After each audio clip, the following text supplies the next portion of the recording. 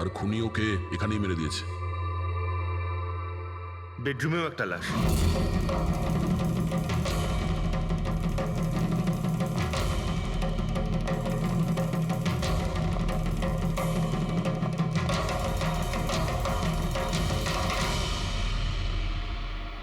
আওয়াজ শুনে হয়তো ওঠার চেষ্টা করেছিলেন, আর এখানেই মেরে দিয়েছে।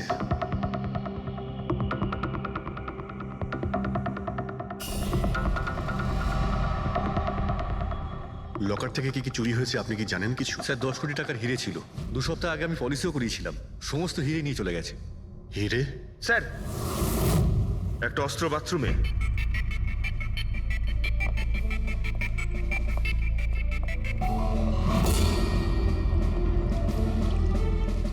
মনে হচ্ছে এইটা দিয়ে সব কটাকে মেরেছে।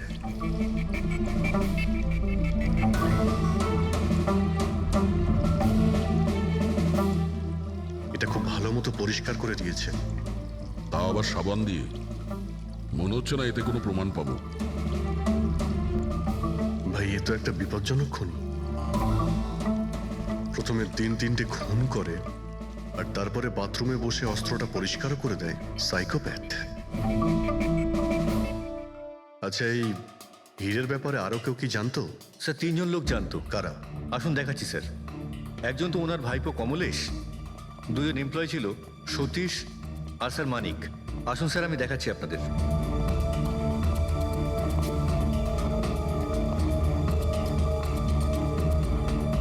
স্যার, ইনি হলেন শেঠ ভাইয়ের ভাইপো কমলেশ। হ্যাঁ, আমি কমলেশ। ওনারা আমার কাকু কাকিমা ছিলেন। আর এ হলো মানিক, আর ও সতীশ। হ্যাঁ স্যার, ওই হিরে পলিশ করার কাজ আমাকে আর মানিক স্যারকে দিয়েছিল। আর স্যার, আমার 10 কোটি টাকার হিরে নিয়ে চলে গেল। আমি তো বরবাদ হয়ে গেলাম। কোথা থেকে আমি ফেরত পাবো বলুন? আপনি হয়তো ভুলে যাচ্ছেন 3-3টে খুন হয়েছে এখানে। ওনাদের জীবন হীরের থেকে অনেক বেশি মূল্যবান, বুঝেছেন আপনি? বাইরে গিয়ে দেখি, হয়তো কেউ কিছু দেখেছে।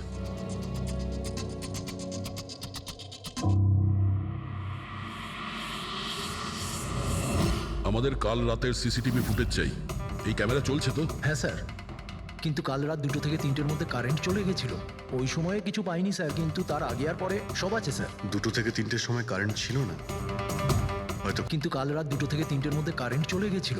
ওই সময়ে কিছু পাইনি স্যার, কিন্তু তার আগে আর পরে সব আছে স্যার। 2 থেকে 3টের সময় কারেন্ট ছিল না হয়তো, খুনগুলো ওই সময়ই হয়েছে। আচ্ছা, এই সময় কোনো অচেনা ব্যক্তিকে তোমরা এখানে আসতে বা যেতে দেখেছো?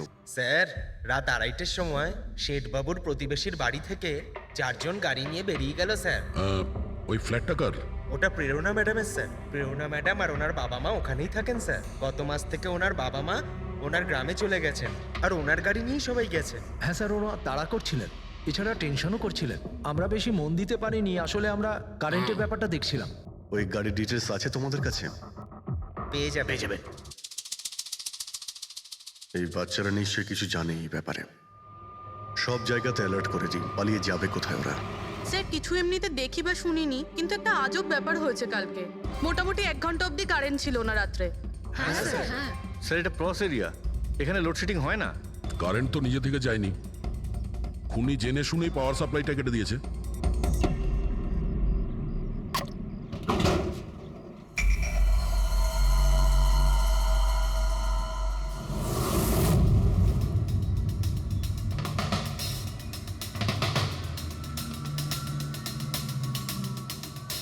স্যার, এই দেখুন, কেউ নাড়াচাড়া তো করেছে। যেই লোকটা এই ওয়্যারটা কেটেছে, সে খুব ভালো করেই জানতো এই ওয়্যারটা কাটলে পুরো এরিয়ার কারেন্ট চলে যাবে। আর পুরো সোসাইটিরও। হ্যাঁ। ঠিক আছে, থ্যাংক ইউ। পরিষ্কার, কেউ রাত্রি 2টোর সময় এই জাংশন বক্স থেকে পাওয়ার সাপ্লাই কেটে দিয়েছিল, যাতে সোসাইটির যে সিসিটিভি ক্যামেরাগুলো আছে সেগুলো অফ হয়ে যায়। তারপরে ও কম্পাউন্ডে ঢুকলো আর মিস্টার সিডের ঘরে ঢুকে গেছিল। আর প্রায় 2 থেকে 2:30টার সময় খুনটা করে, হিরেগুলো চুরি করে, আর তারপর ওখান থেকে পালিয়ে যায়। আর তারপর 3টের সময় আবার কারেন্ট চলে এলো।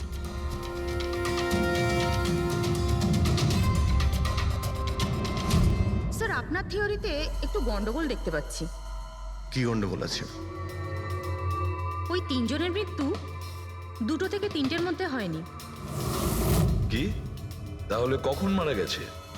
এর ধরো 1 ঘন্টা সোয়া 1 ঘন্টা আগে, মানে 1:45 থেকে সোয়া 1টার মধ্যে। এটা কি করে সম্ভব ডক্টর? দয়া, এই 3 জনের বডির টেম্পারেচার আর বডির ভেতরের পরিস্থিতি এই কথাই বলছে যে এদের মৃত্যু 1:45 থেকে সোয়া 1টার মধ্যেই হয়েছে। আর তার ওপর এই মিস্টার সৈয়দের ঘড়ি। আক্রমণের সময় উনি নিশ্চয়ই খুনিকে নিজের হাত দিয়ে আটকানোর চেষ্টা করেছিলেন, আর এই ধাক্কাধাক্কিতে ওনার ঘড়িটা বন্ধ হয়ে গিয়েছিল। এখন ঘড়িটা সময় দেখাচ্ছে 12:55। 12:55?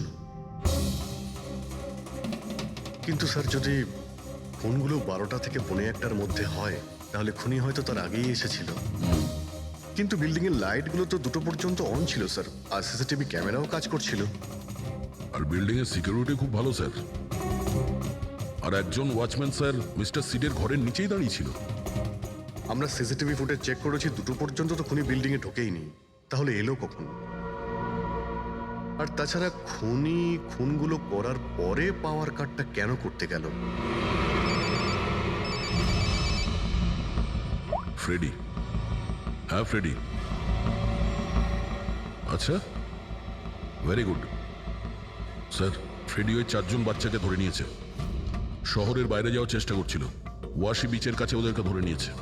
Great work. সবাইকে নিয়ে এই বিউরোতে আসতে বলো।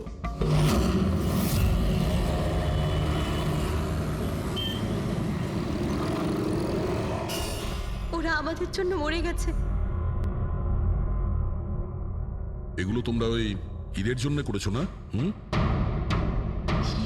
হিরে? আপনি কোন হীরের কথা বলছেন স্যার? হীরের ব্যাপারে তোমরা কিছু জানো না? যদি নাই জেনে থাকো তাহলে মেরেছো কেন? হ্যাঁ স্যার, আমরা কাউকে মারিনি, ওই কাবারা মেরেছে স্যার। আরও আমাদের জন্যই এসেছিল, আমরাই ওকে ডেকেছিলাম স্যার। এই কাবারা আবার কে? ও একজন কুখ্যাত সিরিয়াল কিলার আর ডাকাত। এক মিনিট, এটা ওই 1940-এর কাবারা নয় তো? আরে, আমি এই ব্যাপার পড়েছি স্যার। ও শুধু লোকেদেরকে লুটতোই না স্যার, বরং তাদেরকে খুব খারাপভাবে মারতো। হ্যাঁ, উনি। আরে, ও তো মারা গেছে, বহু বছর হয়ে গেছে। তোমরা ওকে ডাকলে কি করে? আমরা একটা হিস্ট্রি প্রজেক্ট বানাচ্ছিলাম, তাই আমরা ভাবলাম যে সত্যি ডাকাতকে ডাকলে আরো ভালো হবে। তাই আমরা ওর আত্মাকে ডাকছিলাম, কিন্তু সবকিছু গন্ডগোল হয়ে গেল। যা কিছু হয়ে যাক, হাত ছাড়বি না।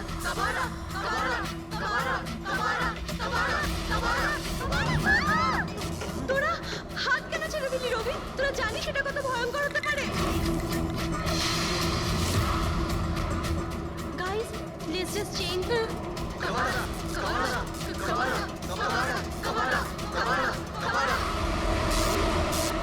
স্যার, তারপর হঠাৎ করে একটা শব্দ হলো, আর আমরা ওইদিকে তাকাতেই দেখলাম যে কাবারার ছায়া। ভূত ডাকছিলে তোমরা? চুপ চুপ। ভূতকে ডাকছে। আর তোমরা লেখাপড়া জানো তো? এই সমস্ত কথা বিশ্বাস করো? 50 বছর আগের মারা যাওয়া আত্মা খুন করে চলে যাচ্ছে আর হিরে নিয়ে পালাচ্ছে। আরে, এরকম কখনো হয়? স্যার, ওই ছায়াটা আমি নিজের চোখে দেখেছিলাম। ওর মুখ, চোখ, নাক কিচ্ছু ছিল না স্যার। কটার সময় দেখেছিলে? স্যার, তখন 2:05 বাজছিল। স্যার, আমি সেলফোনের টর্চ অন করেছিলাম, তাই সময় দেখতে পেয়েছিলাম। 2:05 মানে কারেন্ট যাওয়ার ঠিক পরপরই। তার মানে খুনি একা ছিল না, আরও কেউ ছিল ওর সঙ্গে। ওই কাবারা ছিল স্যার। হ্যাঁ স্যার, আমরা খুব ভয় পেয়ে গেছিলাম, আর আমরা ওখান থেকে মনিকার হোস্টেলে পালিয়ে গেলাম। স্যার, আসলে আমি আপনাদের থেকে একটা কথা লুকিয়েছি। অ্যাকচুয়ালি সেই রাতে বন্ধুদের ভয় দেখানোর জন্য আমি প্ল্যানচেট নিয়ে মজা করেছিলাম। টেবিলটা পা দিয়ে নাড়িয়েছিলাম আর ম্যাগনেটের সাহায্যে ব্লাড আর কাবারা লিখেছিলাম স্যার। সরি স্যার, কিন্তু এই ছায়া আর ভয়ঙ্কর মুখটা আমি দেখেছিলাম, ওটা কাবারার আত্মাই ছিল স্যার। একটা কথা মনে রাখবে, এই আত্মা টাত্মা বলে কিছু নেই। পঙ্কজ, এদের সবার বাড়িতে ফোন করো, ডাকো এদের বাড়ির লোককে, বলো এদেরকে নিয়ে যেতে। কেমন? অভিজিৎ, এই ছেলেমেয়েরা তখন নিশ্চয়ই কিছু দেখেছিল, নিশ্চয়ই দেখেছিল। আর যা কিছু দেখেছে সেটা এই 3টে হত্যার সঙ্গে জড়িত। খোঁজ নিয়ে দেখতে হবে কে সেই ছায়ামূর্তি?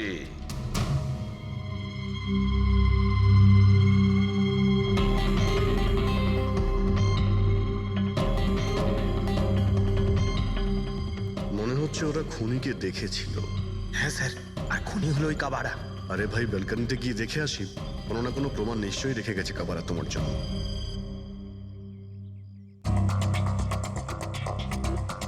তাহলে এটা পড়ার আওয়াজ শুনেছিল লোকেরা।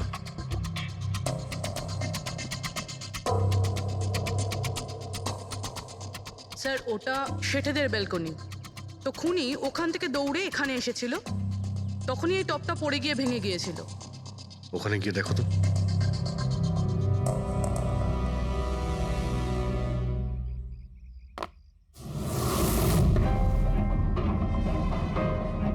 স্যার ছাপটা ক্লিয়ার নয়, তবে মনে হচ্ছে এটা 7 নম্বরের জুতো।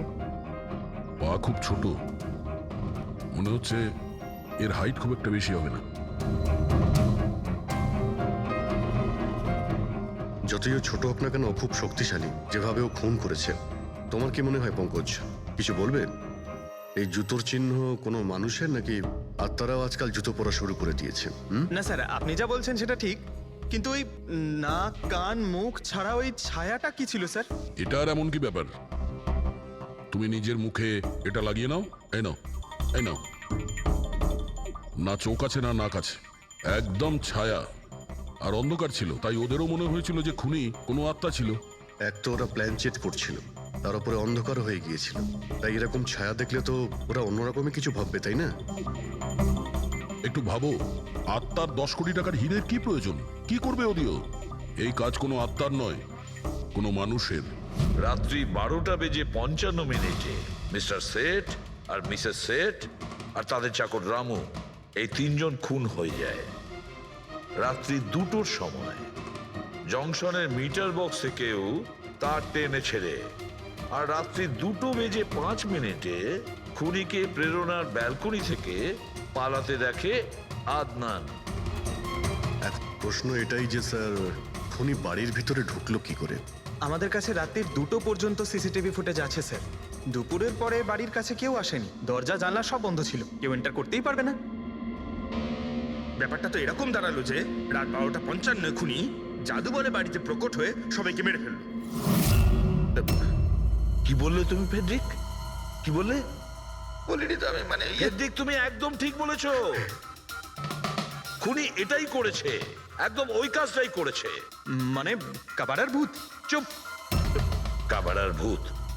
আমি এটা বলতে চাইছি যে খুনি ওই খুনের রাতে ও আগে থেকেই উপস্থিত ছিল, বাইরে বেরোয়নি ও। তার মানে বাড়ির ভেতরেরই কোনো লোক? কিন্তু স্যার, বাড়ির তো সবাই মারা গেছে। অন্য কেউ, দয়া, অন্য কেউ ছিল যে খুনের রাতের আগেই রুমে আগের থেকে বসেছিল, বাইরে যায়নি সে। একটা কাজ করি আমরা, সিসিটিভি ফুটেজ চেক করতে হবে, দেখতে হবে খুনের 2-4 দিন আগে কে কে মিস্টার আর মিসেস সেঠের ঘরে এসেছিল। দয়া, অভিজিৎ, তোমরা সেঠের বাড়িতে যাও আর দেখো কোনো লুকোনোর জায়গা আছে কি না।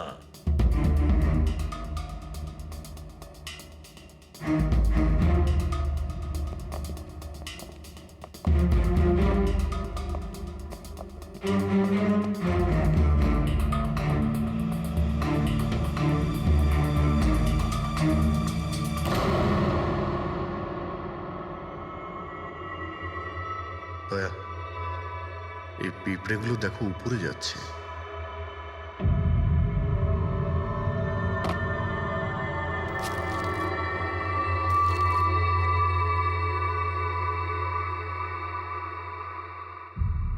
Dry fruits?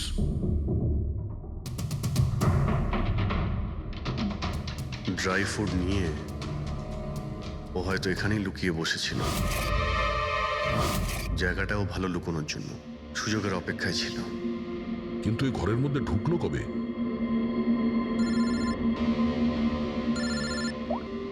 হ্যাঁ স্যার,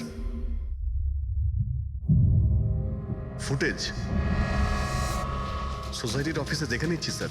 হ্যাঁ, ফোনটা অন আছে, ফোনটা স্পিকারে আছে। পুরবি, স্যার কিছু জানতে পারলে কি? স্যার আমি খুনের রাত্রের থেকে 2 দিন আগের এন্ট্রিগুলো দেখছি আর কিছু পেয়েছি স্যার। কি পেয়েছো? দুদিন আগে স্যার চ্যাম্পিয়ন সেলস কোম্পানির একটা টেম্পো এসেছিল 10:15টার সময়।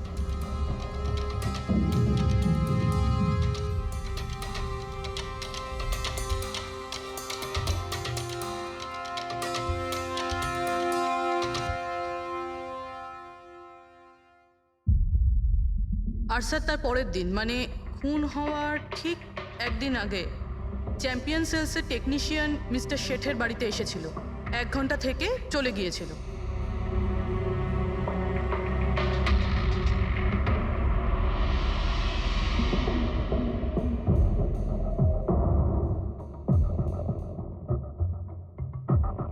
আপনি একটু বাইরে যান। দুজন এসেছিল ফ্রিজ ডেলিভারি করতে, আর দ্বিতীয় দিন দ্বিতীয় লোক হতে পারে ফ্রিজ ইনস্টল করতে, কিন্তু 1 ঘন্টার মধ্যেও বেরিয়ে গেছে। তার মানে এর মানে হলো যদি খুনি ওখানে ছিল তাহলে ও ওখানে কোনো প্রমাণ রেখে যাবে। শালুখেরকে বলো ও যেন শেঠের বাড়িতে যায়।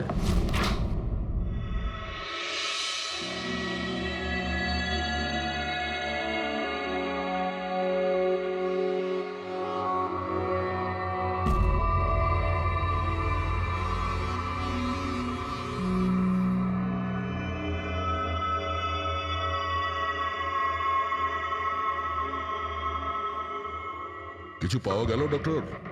হ্যাঁ, পাওয়া গেছে ইলেকট্রোল্যাক্স।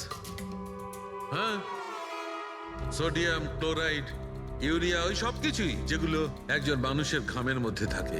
আচ্ছা, এর মানে হলো খুনি এই ফ্রিজের মধ্যেই ঢুকে এসেছিল এখানে। যখন ফ্রিজের ডেলিভারি হয় ও ফ্রিজের ভিতরে লুকিয়েছিল আর বাড়িতে ঢুকে পড়ে। হ্যাঁ স্যার, কয়েকদিন আগে আমি নতুন একটা ফ্রিজ নিয়েছি। কোম্পানির লোক ডেলিভারির পরে ফ্রিজটা খুলতে দেয় না। তারপর 1-2 দিন পরে যখন ইনস্টলেশনের লোক আসে তারা ফ্রিজটা খোলে। তার মানে মিস্টার সিড আর তার বাড়ির লোক জানতেই পারেনি যে ঘরের মধ্যে আর কেউ ঢুকে বসে আছে। একদম, ওই লোকটি ফ্রিজের মধ্যে ঢুকে বসেছিল, ফ্রিজের মধ্যে ওর গরম লাগছিল, গরম থেকে ঘাম বেরিয়েছে, ওই ঘাম ফ্রিজের মধ্যে রয়ে গেছে। কিন্তু ডক্টর সালুখে ফ্রিজের কার্টন তো সিল থাকে, তাহলে খুনি ভেতরে গেল কি করে আর নিঃশ্বাসই বা নিচ্ছিল কি করে?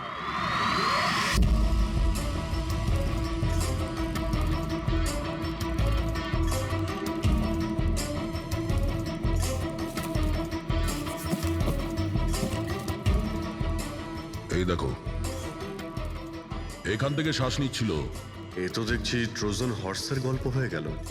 Trojan horse? সেটা আবার কি? ভাই, বড় একটা কাঠের ঘোড়া, কিন্তু ভিতর থেকে খালি, ফাঁপা।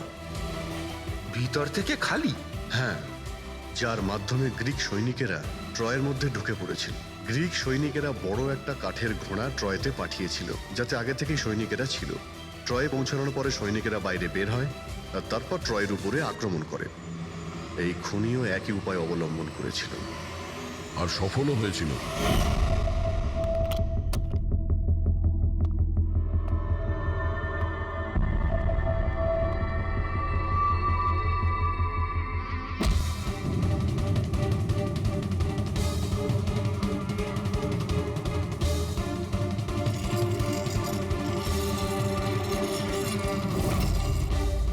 কে তুমি?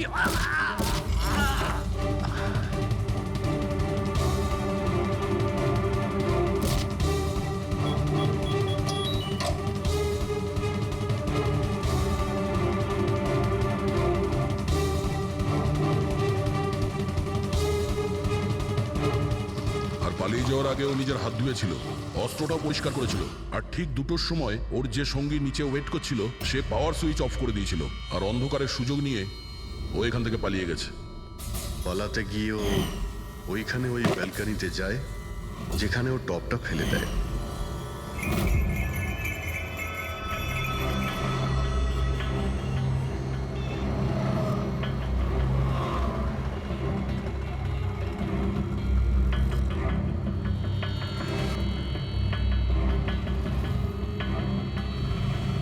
স্যার, ইনি চ্যাম্পিয়ন্স কোম্পানির ম্যানেজার।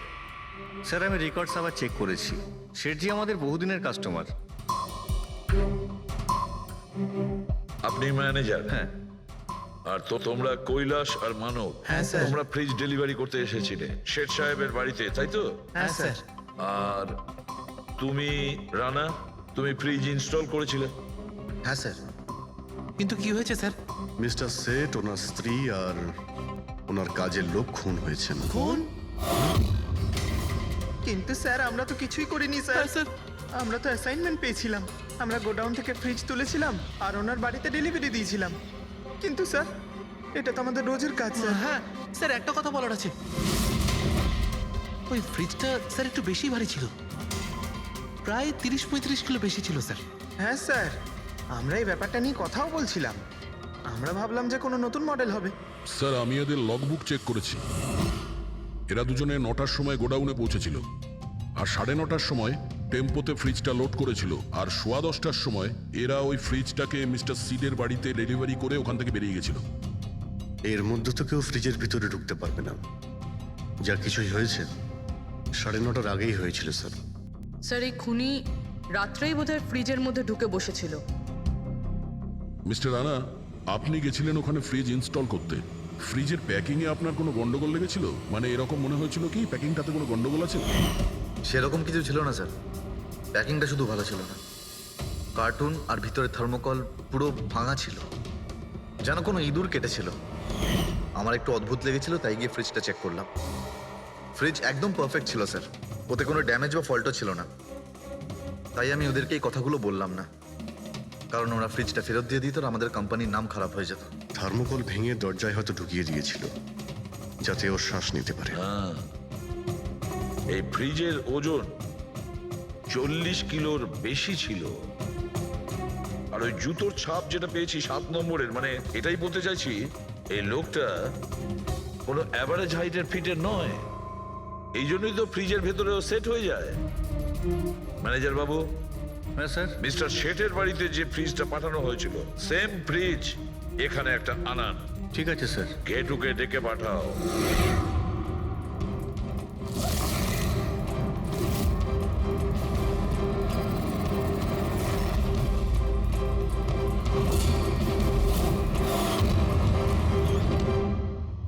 আপনি ডেকেছেন আর আমি চলে এসেছি। আরে বাহ, কেমন আছো ঘেটু? আরে স্যার, আরে বাবা, কি ব্যাপার, এতদিন বাদে এলে? সব ঠিকঠাক আছে তো? এখনো পর্যন্ত একদম ঠিকঠাক আছি। এখন আপনারা যখন আমাকে সিআইডিতে ডেকেই পাঠিয়েছেন, তাহলে দেখা যাক আমি আপনাদের কি কাজে লাগতে পারি। এবারে মন দিয়ে শুনুন। 3টে খুন হয়েছে, আর আমরা সন্দেহ করছি যে খুনি ওই ফ্রিজের ভেতরে বসে লুকিয়ে ঘরের ভেতরে ঢোকে, 3 জনকে খুন করে আর পালিয়ে যায়। এই ফ্রিজটার ভেতরে? হ্যাঁ, এই ফ্রিজটার ভেতরে। আর স্যার? আর তোমাকে হ্যাঁ ওইভাবেই ফ্রিজের ভেতরে যেতে হবে আর বসতে হবে। স্যার, আমাকে ফ্রিজের ভেতরে যেতে হবে? হ্যাঁ। ওই ফ্রিজের দরজাটা বন্ধ হয়ে যাবে? অবশ্যই। তোমাকে ফ্রিজের ভেতরে বসে বাইরে বেরোনোর চেষ্টা করতে হবে। কিভাবে বাইরে বেরোবে আমাদের দেখাও। কিন্তু স্যার একটু এক গ্লাস জল পাওয়া যাবে? নিশ্চয়ই পাবে। ফ্রিজের ভেতরে যাও, ভেতরে যাও, যাও। যাচ্ছি স্যার। চল কেটু, চলে যা ফাঁসি কাটে। আজকে হয়ে গেছিস তুই বলির পাঠা। যাচ্ছি স্যার।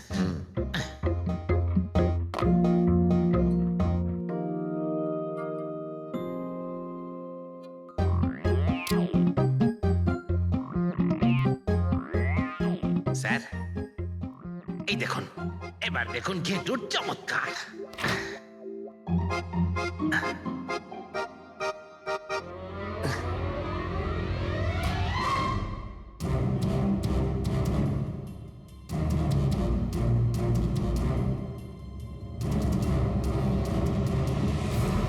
ঘেটু, ঘেটু, বাইরে বেরোনোর চেষ্টা করো।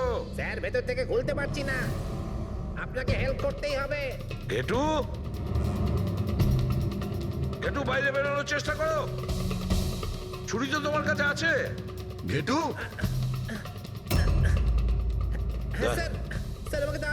বের করো ওকে বাইরে। মনে হচ্ছে ওর শ্বাসকষ্ট হচ্ছে।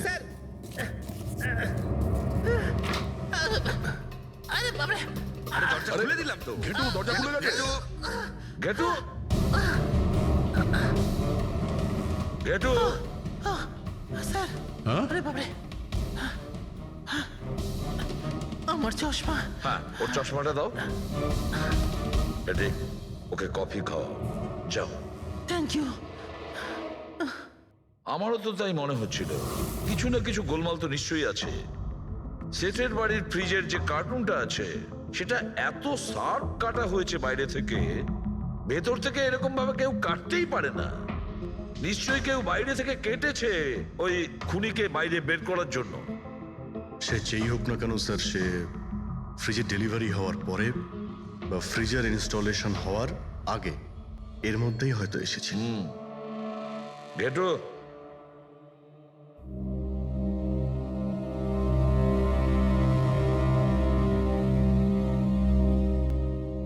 গেটু একটা কাজ করো, আমাদের ওই খুনি রোগা পাতলা 30-40 কিলো ওজনের হবে, তবে শক্তিশালী এমন কোন লোককে খুঁজে বের করো যার কাছে হঠাৎ করে অনেক টাকা এসেছে, যে জুয়া খেলে ফালতু অনেক কিছুতে খরচা করছে, এমন কোন লোক। এর মাঝখানে মিস্টার শেঠের ঘরে 3 জন এসেছিলেন। প্রথমজন হচ্ছেন পান্নালাল। হ্যাঁ, পান্নালাল সুরাট থেকে হিরে নিয়ে এসেছিল আর মিস্টার শেঠের বাড়িতেই ছিল। স্যার হিরো তো ওনারই ছিল, তাহলে উনি খুন করলেন কেন? হতে পারে ওই হীরের ইন্স্যুরেন্স করেছিল, আর ইন্স্যুরেন্সের কোম্পানি থেকে ডবল লাভ নেবার জন্য এই সমস্ত খেলা খেলেছিল। আর স্যার দ্বিতীয়জন হলো মানিক, ও মিস্টার শেঠের কোম্পানিতে কাজ করে। আচ্ছা, এই হীরের পালিশ তো এই করতো না স্যার? হতে পারে ওর হয়তো লোভ জন্মে গিয়েছিল। আর তৃতীয় জন মিস্টার শেঠের ভাইপো কমলেশ। হ্যাঁ স্যার, এই কমলেশ আসলে ওদের ওখানে থাকে না, ওর কোম্পানিতে কাজ করতো, কিন্তু হীরের ব্যাপারে কিন্তু ও সবকিছু জানতো। হতে পারে লোভে পড়ে ওদের সবাইকে খুন করে দিয়েছে। ঘেটু, হ্যাঁ বলো ঘেটু, বলো।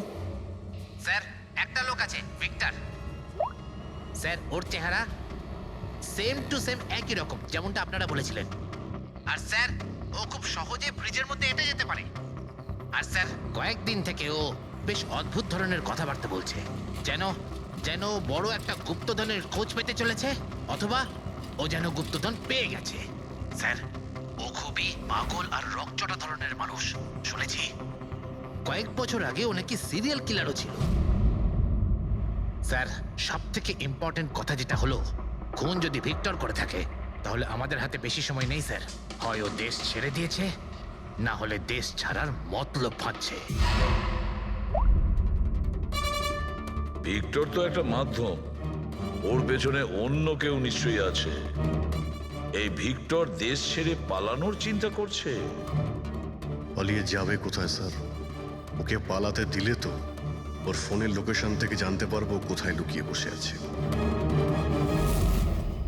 অনেক পরিশ্রম করতে হয় সিআইডিতে।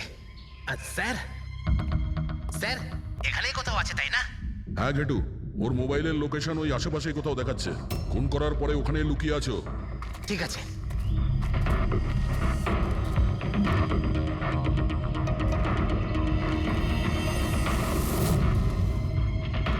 তুমি ঠিক যাচ্ছ, আরো আগে যাও।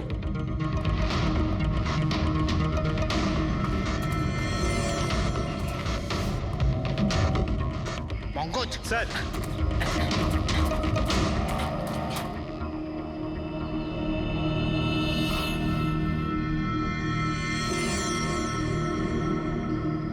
স্যার এবার আর ওকে কেউ ধরতে পারবে না স্যার। পঙ্কজ কি বলছো? কি হয়েছে কি? স্যার মরে গেছে ও। হাতে একটাই প্রমাণ ছিল, এখন সেটাও গেল। কি করে মারা গেল? স্যার মাথায় কেউ পাথর দিয়ে বা অন্য কিছু দিয়ে মেরেছে স্যার। আর আর মারা গেছে বেশ কিছু সময় হয়ে গেছে, বডি থেকে দুর্গন্ধ বেরোচ্ছে। ঠিক আছে পঙ্কজ, অ্যাম্বুলেন্স ডেকে নাও আর তোমরা ওখান থেকে বেরিয়ে যাও। ওকে স্যার, ওকে। যেই ওদের কাজ হয়ে গেছে, সাথে সাথে ওদের ব্যবস্থাও করলো আর লাশটাকে ফেলে দিল। স্যার এই 3টে খুনের পরেই ভিক্টরের ফোনের লোকেশন ওখানেই দেখাচ্ছিল। আচ্ছা, তাহলে কে কে খুনটা করতে পারে? পান্নালাল, মানিক না কমলেশ? পান্নালাল, মানিক না হলে কমলেশ। হ্যাঁ সালুকা, বলো। আচ্ছা, ঠিক আছে, থ্যাংক ইউ। ওই পান্নালাল, মানিক আর কমলেশ, ওই তিনজনকে ফরেন্সিক ল্যাবে ডাকো। আসল অপরাধী কে সেটা জানা গেছে। এই কার্টেনের ভেতরেই ভিক্টরকে ও বাড়িতে পাঠানো হয়েছিল। আর ঘেটুকে ওখানে পাঠিয়ে এটা তো প্রুভ হয়েই গেছে যে ভিক্টর নিজে থেকে বাইরে আসেনি। তো বোঝাই যাচ্ছে নিশ্চয়ই ওকে কেউ সাহায্য করেছিল বাইরে বেরিয়ে আর আসতে। যে ওকে সাহায্য করেছে সে এসবের মাস্টারমাইন্ড, আর সে তোমাদের তিনজনের মধ্যে কেউ একজন। এসব আপনি কি বলছেন? স্যার, স্যার আমি কিছু করিনি।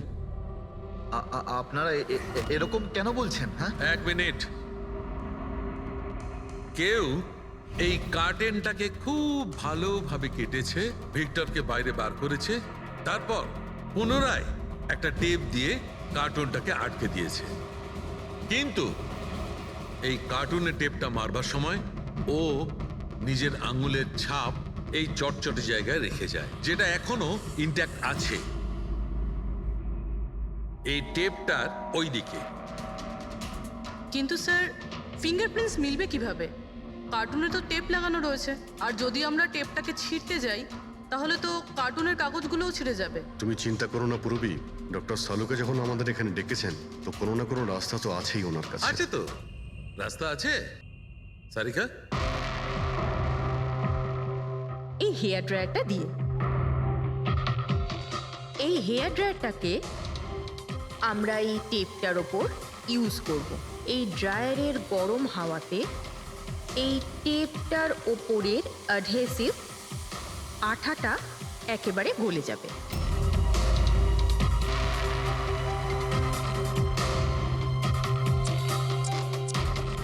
এই দেখুন, ফিঙ্গারপ্রিন্টস পরিষ্কার দেখা যাচ্ছে। আরে দারুণ করলেন সারিকা দেবী, সত্যিই অপূর্ব। ফিঙ্গারপ্রিন্ট একদম পরিষ্কার দেখতে পাওয়া যাচ্ছে।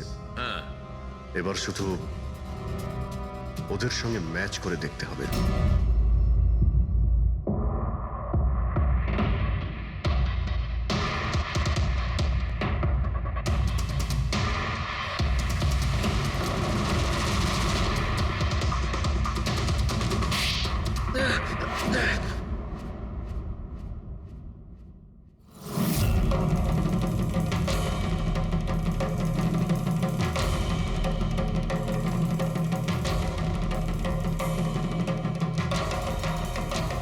কমলেশ, হ্যাঁ আমি করেছি। আমি ওই হিরেগুলোর ব্যাপারে জানতাম, আর আমি এটাও জানতাম যে ওরা একটা নতুন ফ্রিজ নিতে চলেছে। আর তখনই আমার মাথায় একটা প্ল্যান এলো। আমি ওই ফ্রিজটাকে ফ্রোজেন হর্সের মতো ইউজ করে ভিক্টরকে ওই বাড়িতে পৌঁছলাম। তারপর আমার হিরের লোভ হয়ে গেছিল। তারপরও রাতে বাড়ি এসে পৌঁছলো। তারপর সুযোগ দেখে আঙ্কেলের ফ্রিজটায় গিয়ে আমি লুকিয়ে গেছিলাম। আর তারপর ডেলিভারির পরে তুমি ওনার বাড়িতে যাও আর ভিক্টরকে ফ্রিজ থেকে বাইরে বের করো। সেই রাতে আমি কাকুর বাড়িতেই লুকিয়েছিলাম।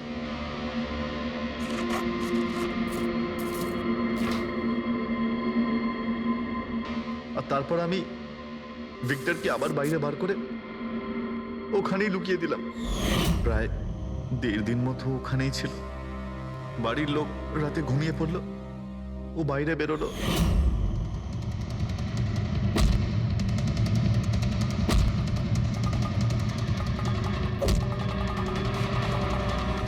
ও সবাইকে মারলো, আর তারপর হিরে চুরি করে আমার জন্য অপেক্ষা করছিল। ও, তাই ভিক্টর নিজের হাত আর অস্ত্র পরিষ্কার করছিল, কারেন্ট অফ হওয়ার জন্য অপেক্ষা করছিল, তাই তো? হ্যাঁ, তারপর আমি ভিক্টরকে আমার সাথে নিয়ে গেলাম।